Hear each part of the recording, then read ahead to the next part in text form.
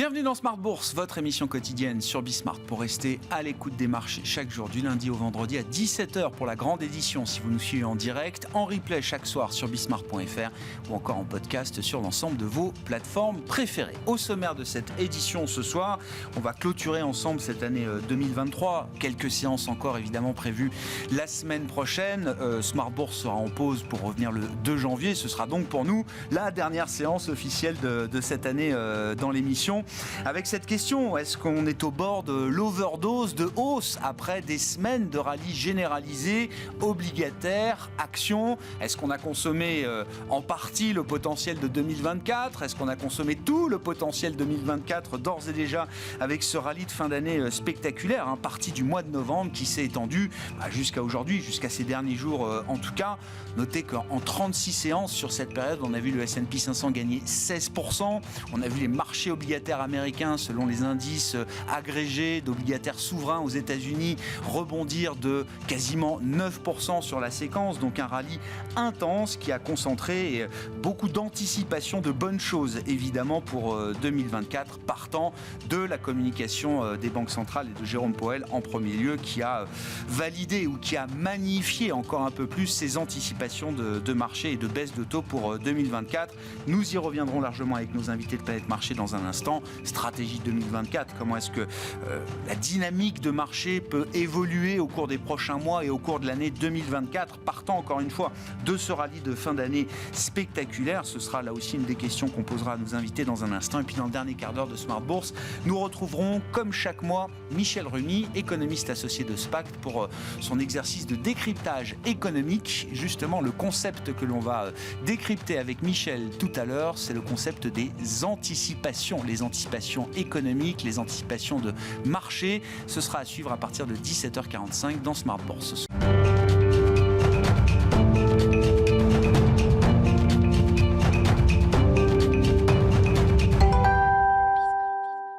Mais d'abord, avant d'entamer notre discussion de marché, tendance mon ami, chaque soir en ouverture de Smart Bourse, les infos clés du jour sur les marchés avec Côme Dubois. La bourse de Paris stagne ce vendredi. Les marchés ont pris acte du ralentissement plus important que prévu de l'inflation américaine en novembre. Aux États-Unis, la mesure d'inflation préférée de la Fed, le corps PCE, s'est élevé à 3,2% sur un an en novembre, quand le consensus attendait 3,3%. En octobre, l'indice était ressorti à 3,5% sur un an. Parmi les autres chiffres du jour, les dépenses et les revenus des ménages américains ressortent conformes aux attentes en novembre, en hausse de respectivement 0,4 et 0,2% sur un mois. Les investisseurs ont également pris connaissance des chiffres des commandes de biens durables de novembre aux États-Unis, avec un fort rebond au-dessus des attentes à 5,4% sur un mois. Côté valeur, les équipementiers sportifs reculent aujourd'hui, entraînés par la chute de Nike, dont le titre perd plus de 10% à l'ouverture de Wall Street. Le leader mondial souffre du ralentissement de la demande en Chine et en Europe. Le groupe a publié des chiffres de vente trimestriels inférieurs aux attentes et une révision à la baisse de son objectif de chiffre d'affaires annuel. Nike a également dévoilé un plan d'économie de 2 milliards d'euros sur 3 ans. Dans son sillage, Adidas et Puma reculent d'environ 6% au cours de la séance. Le secteur des jeux vidéo est lui aussi soumis à rude épreuve aujourd'hui. Les marchés ont été pris de court par la Chine. Le plus gros marché mondial des jeux vidéo est visé par un projet de loi qui prévoit de limiter les achats intégrés dans les jeux en ligne et les récompenses. Suite à ces annonces, Tencent a chuté de 12% à la bourse de Hong Kong. À Paris, Ubisoft perd plus de 2% au cours de la séance. De son côté, Nexity bondit aujourd'hui à Paris. Son titre gagne plus de 11% au cours de la séance. Le groupe bénéficie de l'annonce de son entrée en négociation exclusive pour la cession de 100% de ses activités liées à Bridgepoint. La semaine prochaine sera très écourtée avec la fermeture des principales places de marché les lundis 25 et mardi 26 décembre. Tendance, mon ami, les infos clés du jour, chaque soir dans Smart Bourse avec Côme Dubois sur Bismart.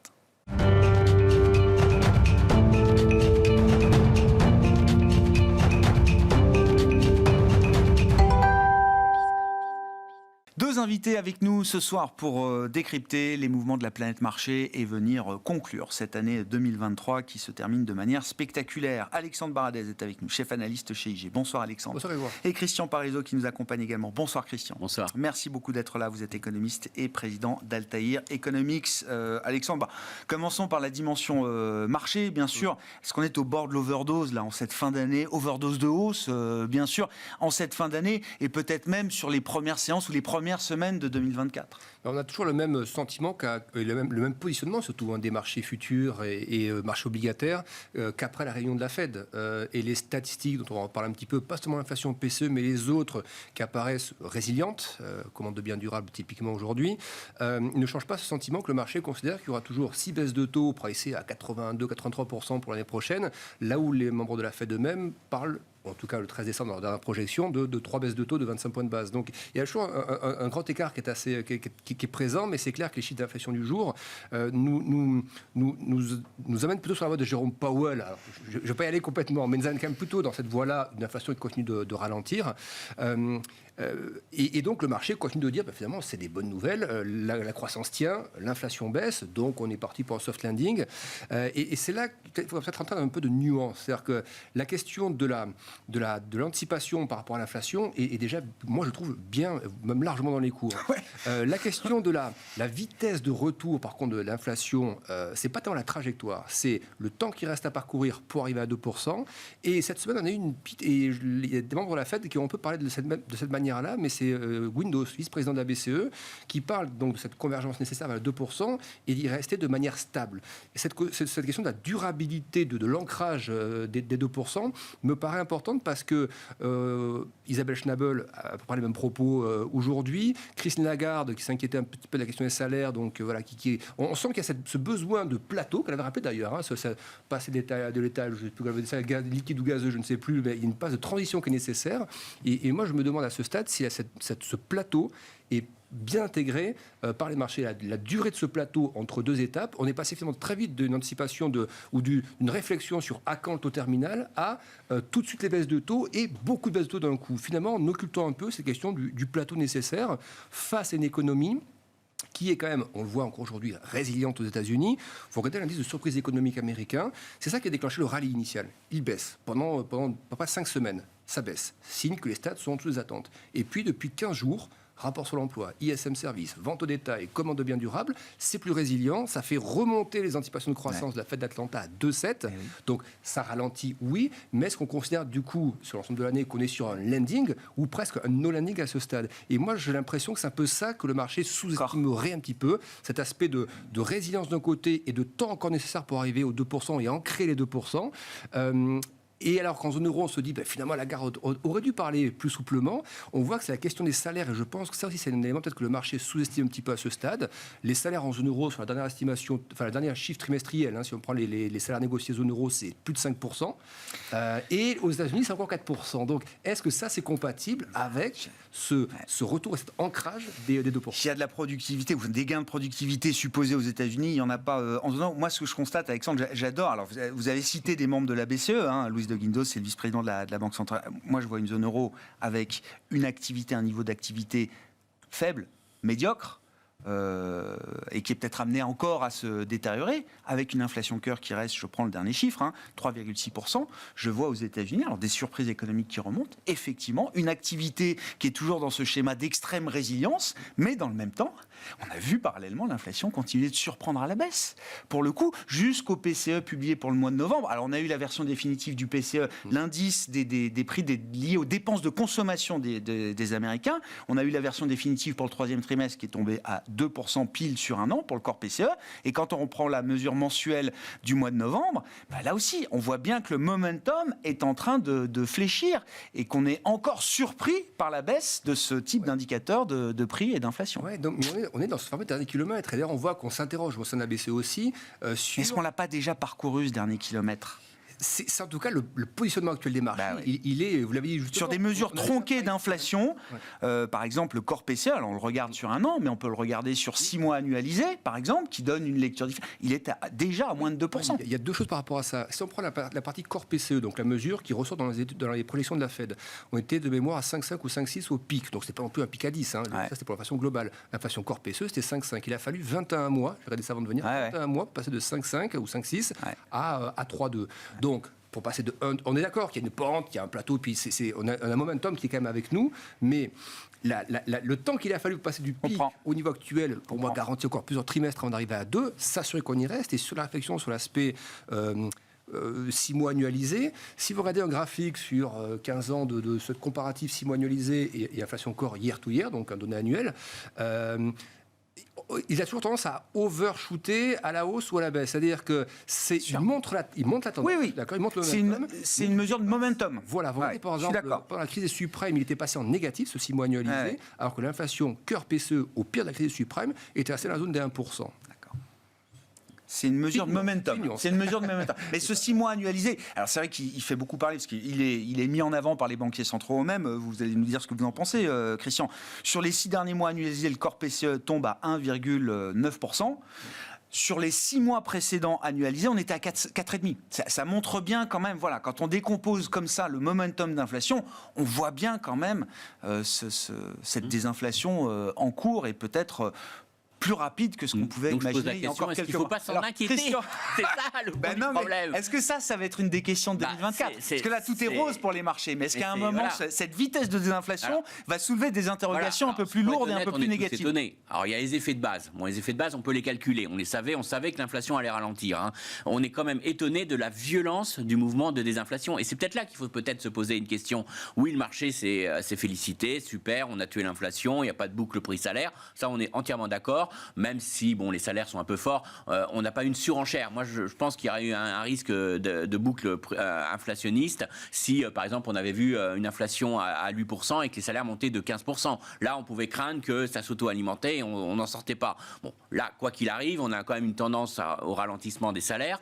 On a quand même des prix, des prix des biens qui ont beaucoup baissé, qui vont moins baisser prochainement parce qu'on a atteint sûrement un point bas et on a quand même quelques matières premières, quelques coûts qui augmentent et on voit que dans les données d'enquête, on a des industriels qui nous disent qu'ils remontent un peu les prix. Donc je dirais que le gros de la désinflation des biens est passé. Je mets hors biens énergétiques naturellement, mais là, dans le cœur des biens, c'est passé. Et dans les services, c'est un tout petit peu plus résilient, mais on a le sentiment qu'il n'y a pas véritablement de capacité à remonter les prix. Et d'ailleurs, toutes les publications qu'on a eues là, un peu décalées, en gros, NAC, il nous dit on n'arrive pas à remonter les prix, on vend bien nos chaussures que quand on fait des promotions sur Internet, et puis aussitôt la demande retombe, donc ça veut dire que le consommateur n'admet pas de prix. Vous avez dans les céréales, on a eu aussi une publication de General Mills qui dit bah voilà, on a monté tellement nos prix que maintenant on voit que ça pèse sur la demande et que maintenant on a de nouveau, et ça c'est important, il a dit de nouveau, on a une élasticité prix du consommateur. Donc ça veut dire que demain ils vont quand même être beaucoup plus prudents pour remonter le prix de leurs céréales parce qu'ils savent qu'ils vont le payer sur une baisse de la demande. Donc il n'y a plus d'acceptation de la part du consommateur de hausse de prix. Et donc c'est la fin de l'inflation tirée par les marges. C'est la fin de ce phénomène-là qu'on a vu dans cette... C'est ça que n'a pas intégré le marché, moi je pense. Et c'est là où il faudrait peut-être se poser la question. Le marché action. Le marché action, naturellement. Hein. Le marché obligataire, non mais il a raison. Le marché obligataire, il a raison. Il dit, voilà, le risque inflationniste, bon, c'est encore un peu fort. Il va y avoir un petit rebond de l'inflation au début d'année prochaine en Europe, mais c'est du technique. Hein. C'est la fin de l'effet modérateur, des effets de base sur l'énergie. Le marché sait voir à travers ça. On se doute qu'il va y avoir une petite accélération de l'inflation, mais ça va faire pas... Enfin, j'ose espérer que ça fera paniquer personne, et nous on sera là pour le dire que c'est un peu normal. Donc il y aura peut-être, ça sera pas un long fleuve tranquille, on sait que ça va ralentir et que on y va pas en ligne droite, mais c'est pas, pour moi le fond du problème, c'est d'une part de se poser pourquoi ça s'est retourné aussi vite? Et qu'est-ce qui fait que d'un seul coup, vous avez des entreprises qui vous disent j'ai plus la capacité? C'est qu'il se passe quand même quelque chose dans l'économie, qu'on a bien l'impact du durcissement des politiques monétaires, et on va l'avoir à plein en 2024. Alors moi je veux bien qu'on se réjouisse, ils vont baisser les taux, mais les taux c'est pas immédiat, et on va avoir au moins sur le premier trimestre, deuxième semestre, au premier semestre, au moins un impact du durcissement à plein du durcissement des politiques monétaires. Alors ils peuvent baisser agressivement, mais ça sauvera pas. Hein. On aura bien cet effet-là. On voit qu'aujourd'hui, on va passer d'entreprises qui avaient gardé leur marge marge à des entreprises qui disent ça devient dur, on est obligé, on peut plus monter les prix, donc on est obligé de compresser nos marges. Et puis on va peut-être avoir de nouveau des entreprises qui annoncent des licenciements, des restructurations. Et là, on commençait à craindre sur le marché du travail. Et donc, quelque part, la grande thématique pour moi, dès janvier, ça va être est-ce qu'on n'en a pas trop fait en 2023 ? C'est pas est-ce qu'on attend les baisses des taux ? Comment ça trop ? Est-ce que la Fed n'a pas. Est-ce qu'on n'a pas resserré ? Sur le fond, le mouvement d'inflation et de désinflation, ils n'en sont pas responsables. C'est pas eux qui ont fait ça. C'est pas la hausse des taux aujourd'hui qui explique la désinflation. On est tous d'accord là-dessus. Mais par contre, les impacts de politique monétaire, on les voit aujourd'hui sur la distribution de crédit, on les voit aujourd'hui sur le consommateur américain qui est complètement étranglé sur le remboursement de ses crédits à la consommation avec des taux d'intérêt à 22%. On le voit aujourd'hui sur les taux de défaut sur les crédits à consommation. On le voit sur un marché immobilier où on a eu un pouvoir d'achat qui a été laminé, un pouvoir d'achat immobilier des ménages qui a été complètement laminé et qui pèse quand même. Alors même si ça s'améliore un petit peu avec la baisse récente des taux hypothécaires, mais bon, on est quand même sur des niveaux de taux qui sont à 2000, qui nous ramènent à 2000. Donc même si ça a un peu baissé, il faut quand même relativiser un petit peu.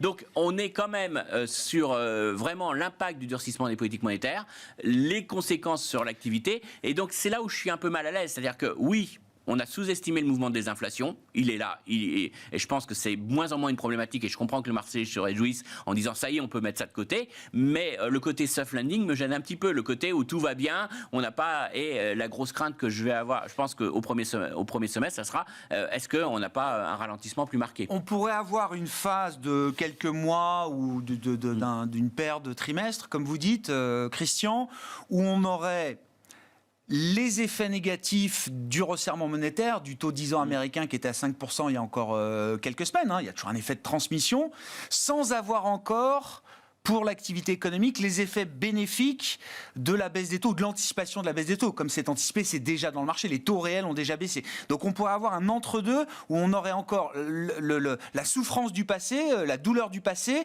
sans avoir encore les bénéfices des baisses de taux futures. Oui, parce que ce qu'on va avoir très clairement, c'est déjà des taux de crédit à alors, il y a Europe, États-Unis qui est un peu différent en termes de problématiques, mais si vous prenez le consommateur américain, sa grosse fragilité, c'est quand même d'avoir consommé à crédit tout au long de 2023, notamment avec les crédits à consommation, et ça, c'est pas les taux longs, c'est quand même plutôt...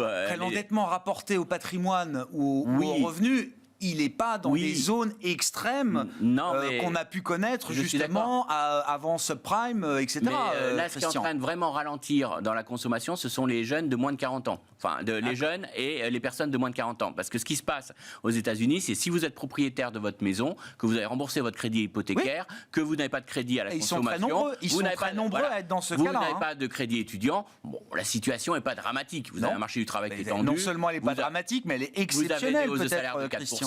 Vous n'êtes pas dans une situation... Par contre, vous êtes jeune, vous ne pouvez pas acheter une maison. Vous avez les prix des loyers qui continuent de monter de 5%. Il ne faut pas l'oublier. Dans l'inflation aujourd'hui, c'est quand même en grande partie les loyers. Alors les loyers fictifs, il s'en fout un peu. Le propriétaire, le loyer fictif, il ne le paye pas. Par définition, c'est une estimation que fait le BM. Mais le vrai loyer aujourd'hui, il y a des gens qui le payent. Et ça joue. Et puis, vous avez les remboursements de crédits étudiants qui viennent de reprendre. Oui. Donc ça veut dire qu'il y a une partie de la consommation qui est très clairement affectée aujourd'hui. Et plutôt sur les jeunes. Et plutôt, le risque, c'est un durcissement des conditions de crédit sur les crédits à la consommation. Et ça a été quand même le gros moteur de la consommation sur 2023. Donc, vous avez ce risque-là au niveau des États-Unis. Et au niveau de l'Europe, moi, je pense que le risque viendra plutôt du marché du travail qui pourrait commencer à vraiment se dégrader parce que dans les données d'enquête, on commence à avoir un vrai retournement des entreprises européennes qui commencent à parler véritablement de réduire leurs effectifs. En tout cas, même dans un contexte de pénurie de main-d'œuvre, comme on connaît, de pénurie de compétences.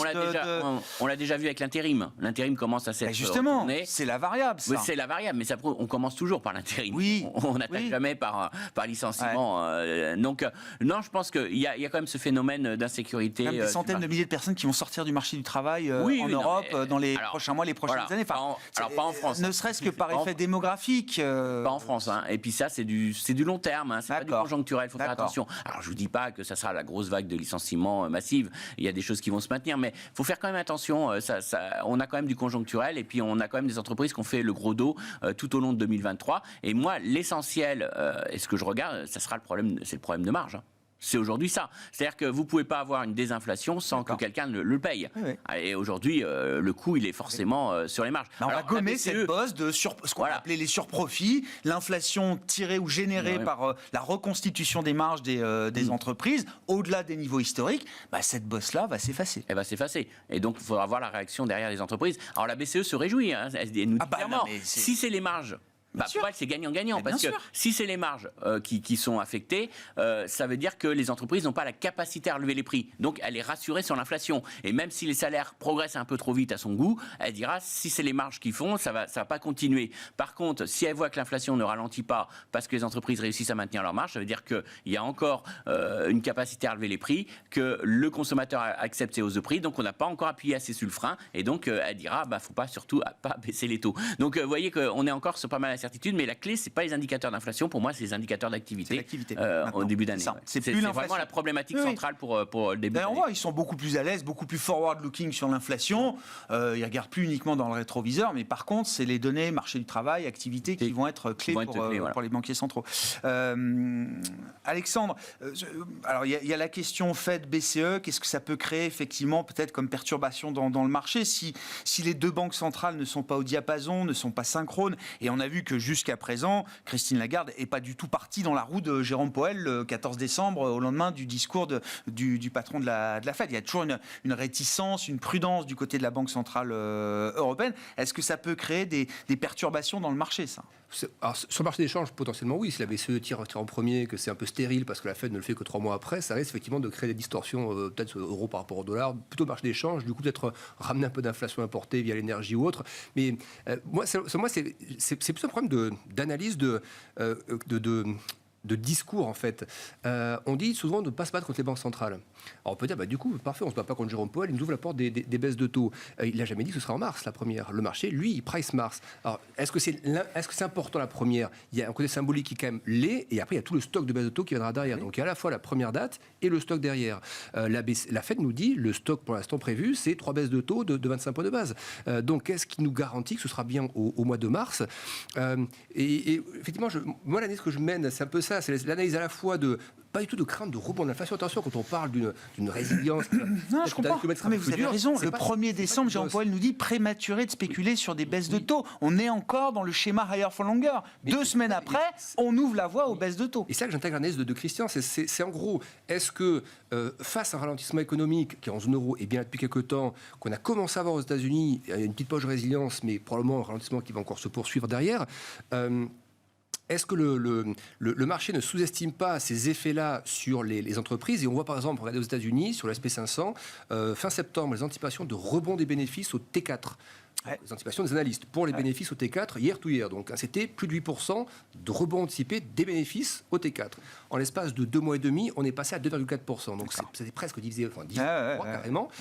Donc non pas qu'on attend une contraction, c'était le cas en 3 trimestres, petite expansion au T3, mais ça veut dire que le marché aussi est un peu surfé là-dessus sur l'inflation se détend, les banques centrales vont commencer à pivoter et puis il y aura un rebond des bénéfices. Oui, mais le rebond des bénéfices, il était quand même pas mal rabaissé depuis quelques temps. Les anticipations de ralentissement d'inflation, vous l'avez dit, c'est pricé quasiment sur l'ensemble de l'année désormais, donc que peut-on attendre de beaucoup plus rapide en tout cas? Donc y a-t-il pas un risque effectivement d'un peu de latence, de retard, de résilience dans le ralentissement de l'inflation face à une économie qui ralentit? Et moi je me souviens très bien des discours, alors vous me direz c'est du passé tout ça, mais au début du cycle de redressement monétaire, les banquiers centraux disaient clairement s'il faut en passer par une phase de récession pour ramener l'inflation à 2%, en gros c'était pas quelque chose qui les effrayait. Et je pense que pour Christine Lagarde et pour la BCE aujourd'hui, on est en plein dedans. C'est-à-dire qu'on voit bien que effectivement c'est une situation qui est atone, qui n'est pas catastrophique, mais c'est une économie qui a bien ralenti et on voit que ça ne génère pas pour autant ce petit pivot qu'on aurait attendu de la part de la BCE, ça ne le génère pas pour autant. Donc c'est qu'il y a bien quand même des craintes sous-jacentes. Moi je pense que les salaires,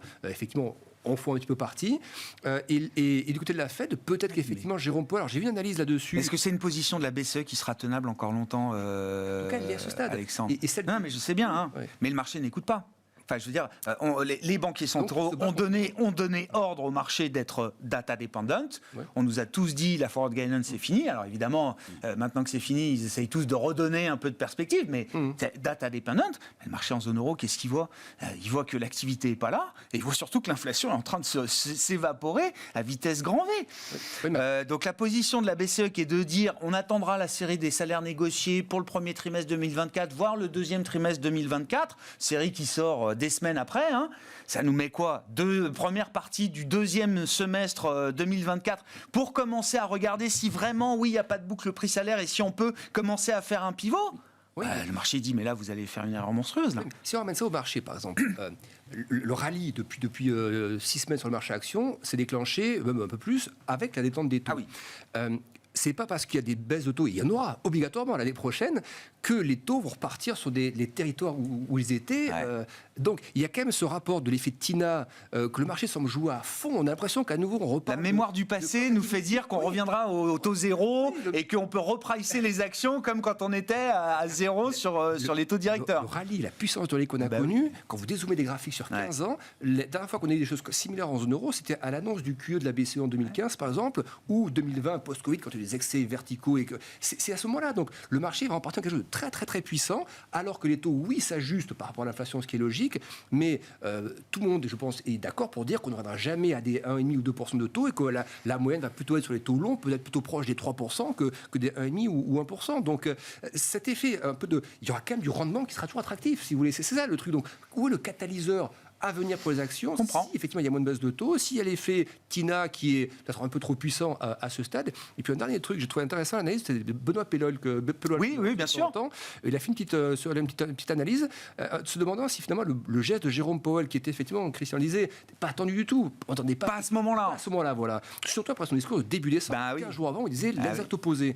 Et Benoît Pellol dit la chose suivante, il dit, est-ce qu'il n'y a pas une volonté de... et Christian en parlait très bien, 60% des Américains sont posés sur des tas d'actions.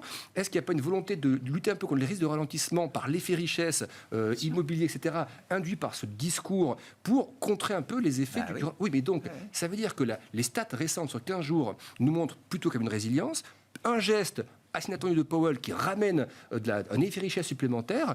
On voit d'ailleurs sur le marché du crédit immobilier aux États-Unis que les 100 points de base de détente sur les taux longs, 110 points de base, on le voit tout de suite les effets du tac au tac. Vous regardez les demandes de crédit hypothécaire, elles ne repartent pas sur le niveau stratégique. Il y a les effets d'aubaine aussi. Voilà. Il y en a pas mal qui attendaient. Il a un mandat sur la croissance aussi.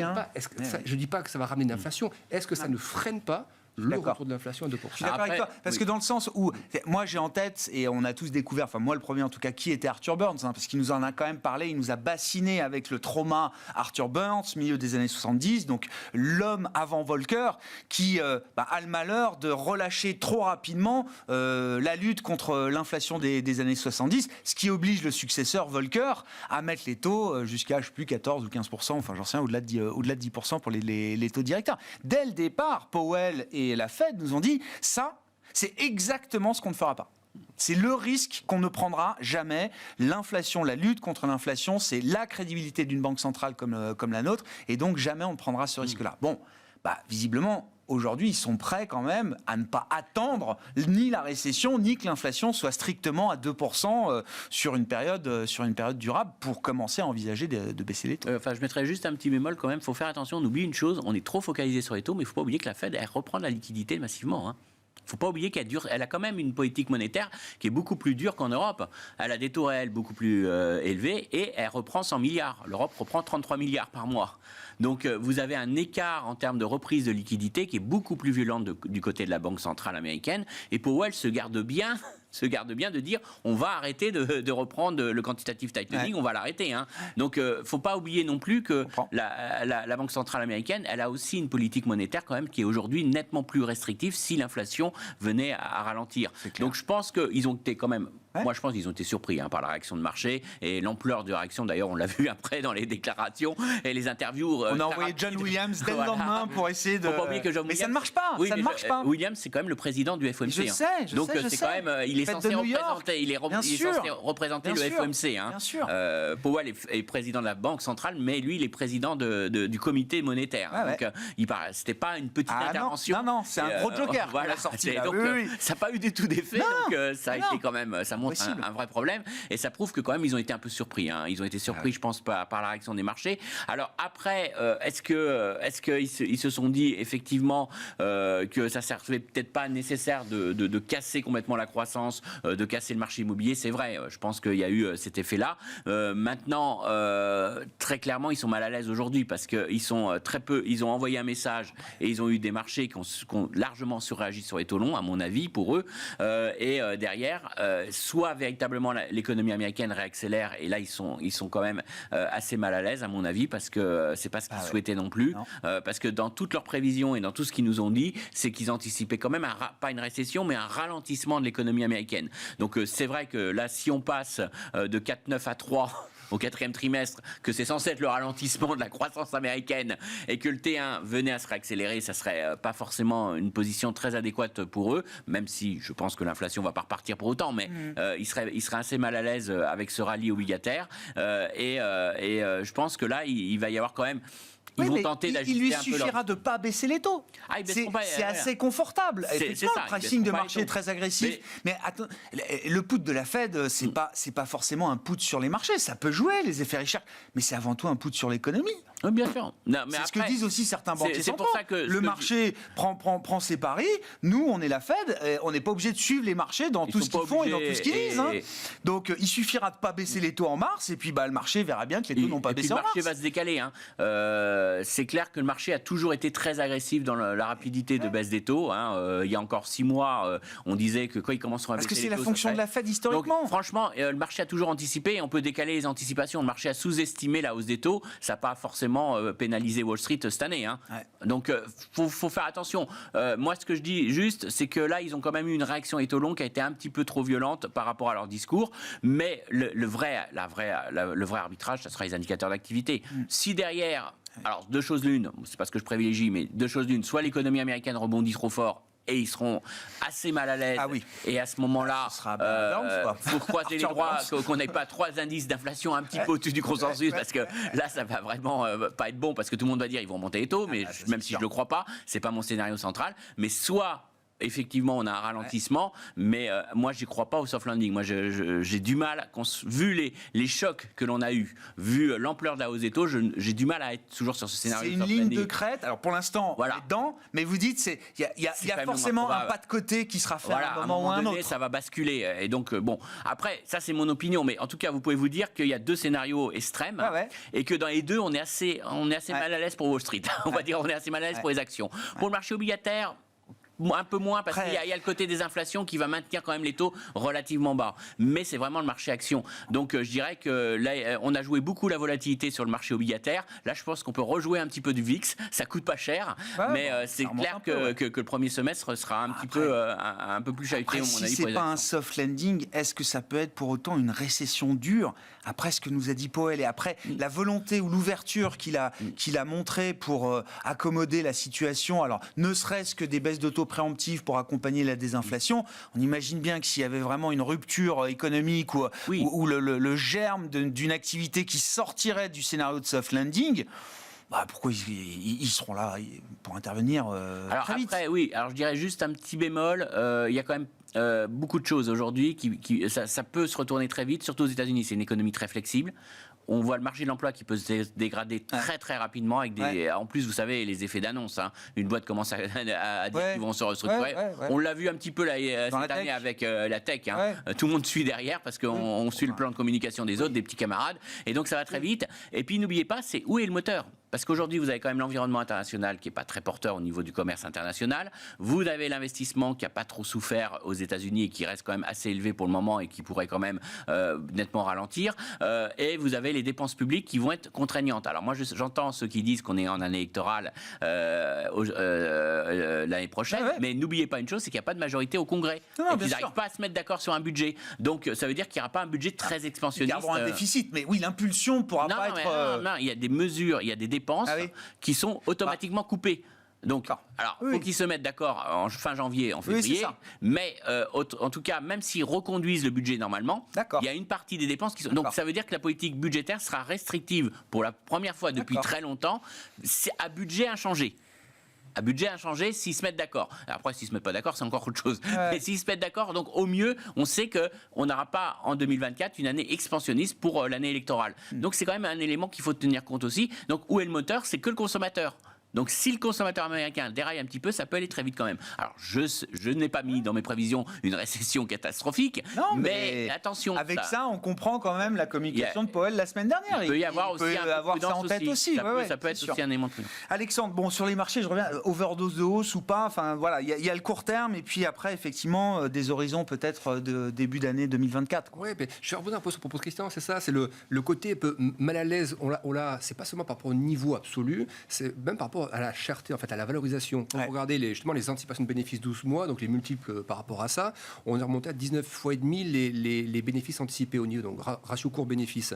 Les deux dernières fois où on était sur ces niveaux-là, la dernière fois c'était sur la grosse poussée qu'il y a eu après la réouverture de l'économie chinoise, déconfinement, donc fin l'année dernière et puis une partie de l'année, ça a été corrigé au troisième trimestre. Et ça a parti très vite, là, avec ce dont on discute, c'est la détente des taux. Et avant cela, c'était au moment du Covid, le post-Covid plutôt, donc déjà avant le Covid, on a fait des 19,5 fois, 20 fois, c'était tombé pendant le Covid, et après ça a passé les 20 jusqu'à 23, quasiment 24. Là, c'est l'excès complet. Mais donc, cette zone des 20, on voit qu'à chaque fois, en tout cas sur les 4 dernières années, quand on l'a passé pour de bon, c'était vraiment l'exubérance post-Covid. Là, donc, on revient sur des niveaux de valorisation, mais face à ça, vous avez des rendements, des taux, vous avez de l'alternative, en fait. Et l'économie, oui, elle va devoir ralentir un peu plus, probablement, même aux États-Unis. Donc, et Nike, c'est un bel exemple de ça. Nike, c'est de la consommation, il y a de la Chine aussi là-dedans. On a vu d'ailleurs, c'est sur la Chine que donc, l'aspect moteur, effectivement, chinois qui est toujours au ralenti, la consommation dont la Fed, je pense, elle-même attend quand même qu'il y ait un petit ralentissement pour acter ses baisses de taux et conforter son discours. Ça doit devoir se voir. Ça va se voir sur les valorisations. Et moi, je pense que ce serait plus sain d'avoir des valos qui retombent dans les zones un peu des moyennes 5-10 ans, c'est en gros entre 17 et 19 fois, plutôt que 20 et au-delà. Voilà. Et là, on arrive un peu en zone un peu de surchauffe au niveau des valos. Donc, comment on baisse les valos? Soit vous avez une saison de résultats qui est un peu moins bonne que ce qu'on disait tout à l'heure, qui est un peu bonne que ce qu'on attend. Donc mécaniquement, ça vous diminue un peu les valos. Ou alors, vous avez la correction de marché qui passe par là, avant par exemple les résultats, ou pendant la saison de résultats, ou les deux ensemble. Correction de marché, résultat un peu moins bon. Et dans ce cas-là, moi, le scénario qu'on décrivait ensemble, ce serait mon scénario du pire. Moi, par contre, je ne suis pas très négatif action. C'est-à-dire, je pense qu'il serait sain, effectivement, d'avoir un VIX qui remonte un peu, tentant vers les 20, pas 40, mais vers les 20. Et ce scénario qu'on voit un peu sur les indices européens, c'est-à-dire, regardez le CAC, le DAX, ça a une forme de biseau depuis le Covid, en gros, un énorme mouvement comme ça dans tous les sens, mais dans un biseau plutôt haussier. Et moi, je verrais bien, de manière un peu saine, les indices rester dans ce biseau, un biseau haussier, et en sortir pour de bon, peut-être dans 12 mois ou un peu au-delà, quand on a assuré que l'inflation arrive bien à 2%, que le ralentissement a aussi passé par là, que les taux... Donc, je trouve que le ménage n'a pas encore été complètement fait pour justifier d'accélérer au-dessus du biseau. Or, à ce stade, le DAX est passé un peu dessus, il revient chercher un peu le haut du biseau, et le CAC, lui, hors dividende, est toujours dans son biseau. Donc, je trouve que ces figures, encore une fois, le chartisme, ça parle de prédiction, mais ça peut créer un cadre psychologique où on se dit, bon, si j'ai pas tel élément, je vais rester dans cette zone. Donc, passer sous le bas du biseau, là, il faut vraiment des trucs très, très sévères. Effectivement, récession surprise, très violente, puis une Fed qui bouge pas trop tout de suite, ou alors qu'il les baisse en catastrophe, un peu en mode subprime dans les premiers temps. La première baisse de taux de la Fed, généralement, n'est pas très favorable au marché actions d'actifs risqués. Mais j'ai du mal à Tout dépend quel sens elle requiert. Souvent, elle fait la première baisse des taux parce que l'économie n'est pas bonne. Un peu en urgence. Mais par contre, c'est pas un scénario de base. Moi, le scénario du pire, c'est ça, c'est la consolidation. C'est-à-dire, on resterait dans des ranges de 10%. Et le scénario, le risque, c'est le risque haussier. C'est-à-dire que le marché a toute blinde très vite, très haut, à nouveau sans limite, et que la Fed soit obligée de taper un peu plus bas. Dans un schéma de marché qui resterait canalisé, comme vous dites, de consolidation, qu'est-ce qu'on privilégie? Où est-ce qu'on a envie d'être? Est-ce qu'il y a des actifs, des indices, des zones géographiques qui seraient plus intéressantes que d'autres, justement, dans ce schéma-là, Alexandre? Les mecs sont très en retard, mais le problème, c'est que c'est très lié à la Chine, c'est tout ce qui est émergent. En termes de valo, en termes de position graphique long terme, c'est des vrais socles, des vrais supports graphiques. Donc, les points d'entrée paraissent toujours intéressants. Je sais pas, on vient de se prendre Tencent en Chine ce matin. C'est le rappel que... Alors, rappelle que c'est pas cher, mais rappelle que le pouvoir chinois peut toujours, du jour au lendemain, d'un trait de plume, remettre des secteurs sous pression. C'est ça qui a fait très mal, parce que c'est pas la décision qu'ils ont prise sur les jeux vidéo en elle-même, elle n'est pas très très pénalisante. Non, pas plus. C'est moins grave que celle d'il y a 2 ans. Mais c'est simplement qui reviennent voilà, sur le ils les avaient réunis, ils leur avaient dit ça y est, c'est fini, on relance, et puis bien sûr, bien sûr. Et ça, la mémoire du passé, de ce point de vue-là, elle est forte. Hein. C'était 2021. D'ailleurs, en 2021, ce qui a fait baisser les marchés asiatiques, enfin la Chine avant les autres, c'était ça. Oui. L'Europe et les États-Unis ont baissé. C'est la mise sous coupe réglée de plusieurs secteurs, éducation, jeux, etc. 10 mois avant les autres, ça a commencé à baisser, et il n'y a toujours pas de relais. Et on voit que les flux étrangers en Chine, flux directs étrangers, pareil, ça se contracte, c'est des choses qu'on n'a jamais vues. Ça. Donc, il y a toujours. Et de l'autre côté, on voit quand même un peu de mieux sur l'aspect high yield chinois. Ça se redresse un petit peu. Pas les taux, hein, la valeur obligatoire, les taux baissent un petit peu. On voit que les PMI d'activité sont un peu repartis en légère zone d'expansion pour la petite manufacture. Hier, on a vu un tout petit peu de mieux sur la balance commerciale récemment. Donc, il y a des signaux faibles que le marché, lui, a quand même joué à fond sur l'Europe quand même. Mais pour la Chine, on n'arrive toujours pas à. Donc, je dirais, ça peut être un thème un peu surprise pour l'année prochaine s'il y a un truc sur la Chine un peu surprise. Tant mieux, j'espère. Mais après, le reste, c'est plutôt de dire, vu que tout a beaucoup monté récemment, la tech a déjà pris de l'avance avec le thème intelligence artificielle et autres, les cycliques beaucoup plus récemment là, avec la question de. Depuis novembre. Que si finalement, c'est un peu à part égale maintenant. C'est-à-dire que si ça devait consolider, il faut que la tech y contribue par les effets de taux, effets TINA qui sont un peu trop forts, et le cycle aussi, parce que la Chine qui surprend moyennement, parce que l'Europe peut toujours pas terrible au niveau macro, et parce que les États-Unis doivent encore ralentir. Donc pour moi, il y aura à parts égales un peu de consolidation à voir sur les cycliques et les croissances. Sur le thème de l'IA, Christian, et la pérennité de ce thème boursier, ce thème d'investissement, quand ChatGPT est sorti, c'était novembre 22. Au bout de quelques semaines, on était tous là à se demander si c'était pas le coup du métaverse que nous avait fait Meta un an avant ou 2 ans avant, Christian. Bon, après une année comme 23, on a compris que c'était peut-être un peu plus persistant et pertinent que le métaverse. Qu'est-ce qu'on peut dire de ce thème sur le plan boursier pour 2024 ? Alors c'est compliqué, mais ce qui est certain, c'est que c'est pas de la fumée, quoi. Ça existe. Ça existe parce que ça a traduit un flux d'investissement massif dans ces technologies. On ne sait pas trop ce que ça va donner, on ne sait pas l'impact sur l'emploi, on sait que c'est des coûts, pour l'instant c'est des coûts. C'est des coûts supplémentaires. Mais c'est des coûts qui sont acceptés par l'ensemble des entreprises. C'est-à-dire que si vous prenez aujourd'hui les décisions des entreprises, vous voyez qu'aujourd'hui, elles sont en train de réduire leur budget. On l'a vu dans les résultats d'Accenture. Hein, ils ont une vraie pression sur tout ce qui est informatique, projet informatique, sauf l'intelligence artificielle. Donc, ce sont les budgets qui sont encore maintenus et il y a un vrai flux. Maintenant, les gagnants aujourd'hui.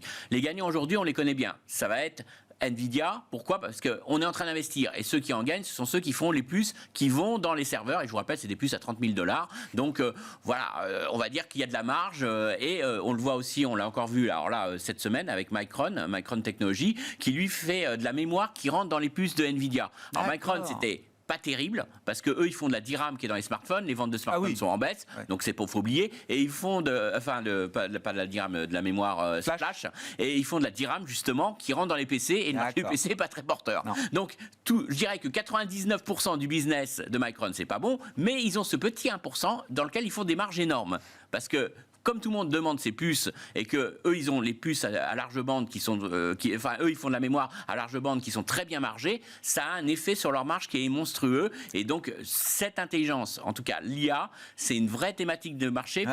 Ceux qui fabriquent les pelles. La vraie question c'est que derrière quelle est la conséquence ? Alors ce qui ressort aujourd'hui, ceux qui sont les grands gagnants, ça va être des Microsoft, ça va être Google, ça va être Amazon Web Services. Ce sont les 3 gros. Pourquoi ? Parce qu'aujourd'hui, quand vous offrez de l'informatique dématérialisée, le cloud, faut que vous offriez l'intelligence artificielle. Et il n'y a que ces 3 acteurs qui ont les moyens d'avoir leur propre puce, d'avoir leur serveur et d'avoir les moyens véritablement d'écraser la concurrence dans ce domaine et d'offrir ce qu'on appelle le cloud intelligent, donc avec les offres intelligence artificielle. Donc eux, ce sont pour l'instant les grands gagnants. La seule chose qui pourrait les casser, c'est le jour où on va délocaliser l'intelligence artificielle peut-être dans votre smartphone. Parce qu'aujourd'hui, la grande idée, c'est l'intelligence artificielle. Vous demandez quelque chose, vous communiquez, vous parlez à votre smartphone, c'est envoyé au serveur, le serveur fait les calculs et vous renvoie la fonction. Sauf que vous avez dans votre smartphone une énorme puissance de calcul déjà, qui est très largement sous-utilisée. Il n'y a que 3 gamers qui utilisent véritablement la puissance des smartphones. Et donc, si un jour, on commence à voir vraiment le développement de l'intelligence artificielle délocalisé, là, ça va tout remettre en cause tout ce que je viens de vous dire.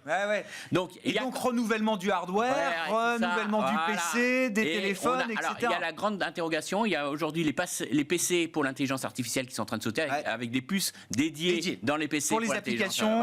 Et on sait que les smartphones, ça peut être un revirement parce que si on a Google qui y réfléchit, on ne sait pas trop ce que va faire Apple. Et c'est Apple qui donnera vraiment la direction. Mais si Apple lance, parce qu'ils sont très en retard dans l'intelligence artificielle, mais ils lancent une intelligence artificielle locale, en plus, ça va très bien avec leur marketing. On préserve vos données, on les met pas partout. On est fermé. Et c'est sur votre PC, c'est sur votre portable et tout ça. Là, ça peut vraiment attaquer la valorisation de ces secteurs-là. Donc les batailles sont à venir. Ouais, ils sont à venir, mais ça va être passionnant cette année là-dessus. Par contre, juste une chose, c'est pas une thématique d'investissement macroéconomique. Je crois pas que ça va révolutionner la productivité du travail. Ça mettra du temps à se diffuser dans l'économie. C'est pas une révolution. C'est une thématique très américaine. Faut pas se leurrer. Si vous voulez la jouer, c'est une thématique micro de valeur. Et derrière, c'est un pari quand même sur des valeurs. Alors après, sachant qu'on a quand même déjà bien valorisé ceux qui fabriquent les pelles. Donc après, faut savoir sur qui aller. Ça va être moins évident. Saluons au passage Robert Solow, prix Nobel d'économie qui a disparu aujourd'hui, 99 ans je crois, et notamment le concepteur de ce fameux paradoxe de Solow, voilà, qui expliquait, alors c'était à l'époque du PC, j'imagine, effectivement, voilà, la productivité, on la voit partout, sauf dans les agrégats économiques. Il parlait de la productivité générée par les nouveaux outils informatiques et l'informatisation, la numérisation. D'ailleurs, il y avait un discours assez intéressant de M. Curé, qui est responsable de la concurrence, qui disait que c'était, pour lui, l'intelligence artificielle, c'était un vrai casse-tête, parce que aujourd'hui, ça concentre le pouvoir entre trois acteurs, entre des acteurs très concentrés, ce que je viens de citer, et derrière, ça veut dire que c'est eux qui vont peut-être ramasser toute la valeur ajoutée de l'intelligence artificielle. Et donc, dans ce cas-là, c'est la valorisation de ces trois acteurs qu'il faut jouer. Mais boursièrement, mais économiquement, c'est un vrai problème. Ça veut dire que les leaders du cycle technologique précédent continueraient d'être les leaders du cycle technologique. Et on peut encore exploser les valos. Et on peut encore avoir des valos qui explosent. Il faut qu'on s'arrête là-dessus, messieurs. Merci beaucoup d'avoir été les invités de Planète Marché pour conclure avec nous cette année 2023. Smart Bourse reviendra bien sûr le 2 janvier prochain. Christian Parizeau est avec nous, économiste et président d'Altair Economics, et Alexandre Baradez, chef analyste chez IG.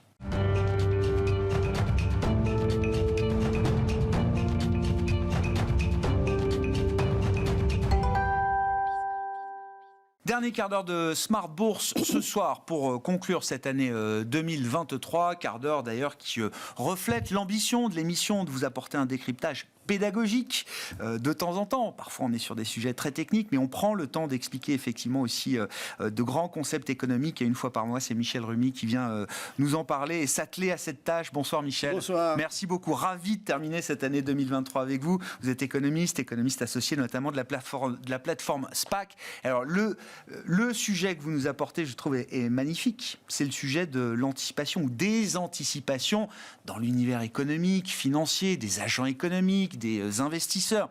On parle tout le temps d'anticipation. Oui. Qu'est-ce que c'est qu'une anticipation ?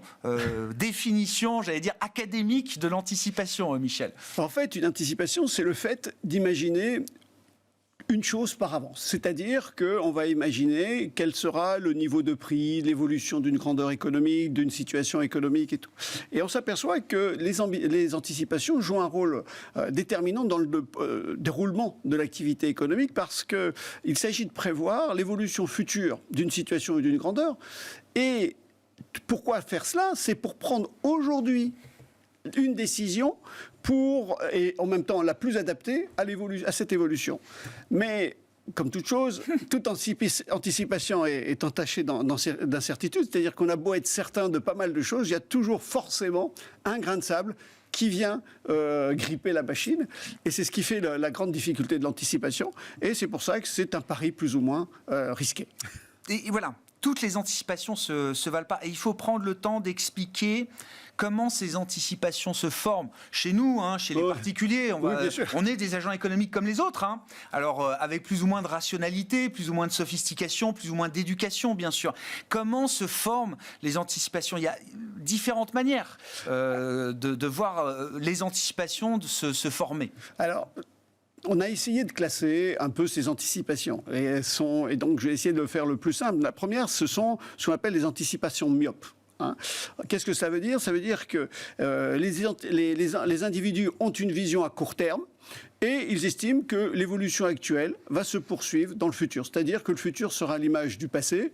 En gros, si les salaires augmentent, demain, les salaires augmenteront sans problème. Donc ça, c'est, on va dire, le propre d'une certaine myopie. Puis la deuxième, c'est une anticipation statique. C'est-à-dire que ça revient grosso modo à la même chose, mais autant là, il y avait une évolution. Ici, on considère qu'il y a une constance des variables. C'est-à-dire que le niveau des salaires ne va pas bouger, que l'inflation ne va pas bouger, etc., etc. Et puis, par contre, contre, il y a deux, on va dire, celles qui sont plus intéressantes, on va dire, là-dessus. Ce sont les anticipations adaptatives et les anticipations rationnelles. Alors, les anticipations adaptatives, c'est issu, on va dire, d'un raisonnement de Milton Friedman, qui dit qu'en fait, les individus, quels qu'ils soient, tiennent compte des erreurs du passé et qu'ils essayent de corriger ces erreurs sur l'évolution présente, et donc du coup, en fait, on essaye d'avoir une meilleure raisonnement. Simplement, la grande difficulté, c'est que la réaction des individus n'est pas instantanée. Elle prend un certain temps, et donc c'est là où l'adaptation peut poser problème. Puis, si on parle maintenant des anticipations rationnelles, en fait, on considère que les individus forment leur anticipation, non seulement sur la base des observations du passé, mais également parce qu'ils ont une certaine connaissance de l'éducation financière, c'est-à-dire du fonctionnement de l'économie. Et donc, autrement dit, c'est que les agents rationnels tiennent compte de l'ensemble de l'information, alors présente, c'est-à-dire parfaite, mais passée, présente, future même, parce qu'on va prendre en considération, par exemple, les programmes de politique économique envisagés ou celles qui sont annoncées, etc., à un moment donné, pour élaborer leur anticipation. Et donc, du coup, on dit, les individus sont censés, a priori, ne pas faire d'erreurs et de faire de bonnes anticipations. Et donc, par exemple, c'est comme les individus on considère qu'ils connaissent un peu le fonctionnement de l'économie monétaire, donc les conséquences de la politique monétaire sur l'inflation, et donc, ils pensent faire des anticipations qui peuvent être justes. Bon, on peut toujours se placer dans un monde parfait où tout le monde serait effectivement au top du savoir économique, souhaitons-le, à commencer par moi le premier, mais c'est pas le cas évidemment, Michel. Donc je reviens à l'idée que par nature l'anticipation est entachée d'une fragilité, d'un manque de fiabilité. Tout à fait. Donc en effet, c'est raisonnable et ça serait trop beau de rentrer dans un monde comme ça. C'est que les individus sont pas tous des économètres omniscients. On va dire ça comme cela. Mais en économie, on dit il est préférable de dire que les individus ne se trompent jamais que de supposer qu'ils se trompent toujours. Je comprends. Et qu'ils sont incapables de comprendre l'économie. C'est plus plausible, on va dire ça. Oui. Et ça ne veut pas dire que les anticipations rationnelles sont parfaites. Okay. Ce qui fait, quel est ce raisonnement? C'est de se dire, parfois, on va être trop optimiste, d'autres pessimistes. Et donc, cette distribution, on va dire, aléatoire d'opinions fait qu'en moyenne, tout va s'agréger. Et donc, c'est ça l'hypothèse de base, c'est que les anticipations rationnelles sont en moyenne vraies parce qu'elles vont se compenser. Ah ouais. Et donc, on considère que ça peut être pas si mal que ça, quoi. Il y a une forme d'intelligence collective derrière cette idée des anticipations rationnelles, ou de la rationalité des anticipations d'un collectif. Il y a aussi l'idée que la formation des anticipations peut amener ou faciliter ou aider la réalisation de l'événement anticipé. Tout à fait. C'est on va dire le nudge d'une certaine manière. C'est-à-dire qu'en fait, on va anticiper, par exemple sur le marché des actions, on va anticiper qu'une action en particulier va monter. Donc, on va anticiper cela. Donc, alors, par contre, on peut dire, pour diverses raisons, je ne vais pas rentrer sur l'analyse financière, mais concrètement, on va dire, je vais acheter ça par précaution, parce que, premièrement, je veux la payer moins cher aujourd'hui par rapport à demain, et puis aussi par spéculation. Et donc, en fait, c'est ce mouvement massif. Si beaucoup de gens se mettent à anticiper qu'une action va monter... c'est exactement. Et donc, l'action monte, et c'est pareil à la baisse, je précise. Oui, bien sûr. Et c'est ce qui fait que parfois il y a des crashs. Ouais. Mais c'est ça qui fait qu'on parle de prophétie autoréalisatrice d'une certaine manière. Si on en vient à la question des anticipations d'inflation, plus précisément, parce que pourquoi on traite de ce sujet? Parce que c'est les banques centrales derrière. Oui. Pourquoi les banques centrales sont tellement attentives aux anticipations des agents économiques, des ménages, des investisseurs? On parle il faut ancrer les anticipations quand on est un banquier central. Qu'est-ce qui joue dans la formation des anticipations d'inflation des ménages, notamment? Je me souviens de Jérôme Powell il y a un an, alors que les marchés n'ont pas tellement l'habitude de regarder ce genre d'anticipation. Les investisseurs ont leurs propres anticipations de l'inflation. Jérôme Powell a dit non, moi ce qui compte aujourd'hui, c'est ce que les ménages anticipent de l'inflation demain. Tout à fait. En fait, c'est quoi? C'est que c'est un indicateur qui est bien bien suivis par les banques centrales. Pourquoi ? Parce que ils sont appréhendés comme une première des choses, comme une mesure de la crédibilité de la politique monétaire, c'est-à-dire la capacité de la politique monétaire à atteindre l'objectif qu'elle s'est assigné. Donc ici, ça sera, on va dire, de 2%. Et puis une autre, c'est aussi un canal de transmission de la politique monétaire, dans la mesure où ça permet de dire, ben voyez, j'ai fait, je dis ce que je fais, et je fais ce que je dis. Et donc, du coup, ça marche et ça facilite. Et donc, si une politique monétaire est bien anticipée, eh bien, les individus comprennent ce que la politique, les autorités monétaires vont faire. Et donc, du coup, par exemple, eh bien, s'ils anticipent qu'il va y avoir de l'inflation, et donc, ils vont, par exemple, demander, au moment des négociations salariales, des hausses de salaire à due concurrence, on va dire ça.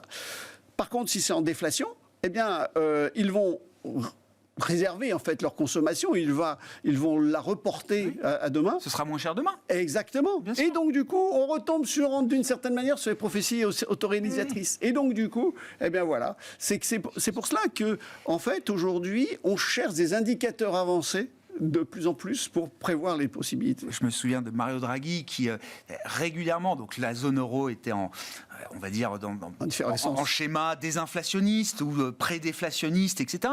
La bataille de la BCE de Mario Draghi, c'était de faire remonter l'inflation. Et il avait toujours ce discours de dire non mais l'inflation faible ou l'inflation basse, il disait pas la déflation, bien sûr. C'est bon, ça permet d'acheter plus de choses moins chères. C'était vraiment l'idée d'inciter les ménages justement à pas reporter, à pas décaler dans le temps autant que nécessaire leurs intentions et leurs actes d'achat. C'est maintenant, c'est pas cher, c'est maintenant, allez-y. Et oui, parce que après ça porte un ralentissement de l'économie et un chômage, etc. Et juste sur comment ces anticipations d'inflation, comment les particuliers sont influencés, par quoi est-ce qu'ils sont influencés quand on leur pose la question, puisque c'est comme ça que ça marche. Quel est le niveau d'inflation que vous anticipez dans 1 an, dans 3 ans, dans 5 ans? Et là, alors, il y a des critères personnels. D'abord, il y a l'âge, parce que l'âge donne une certaine expérience.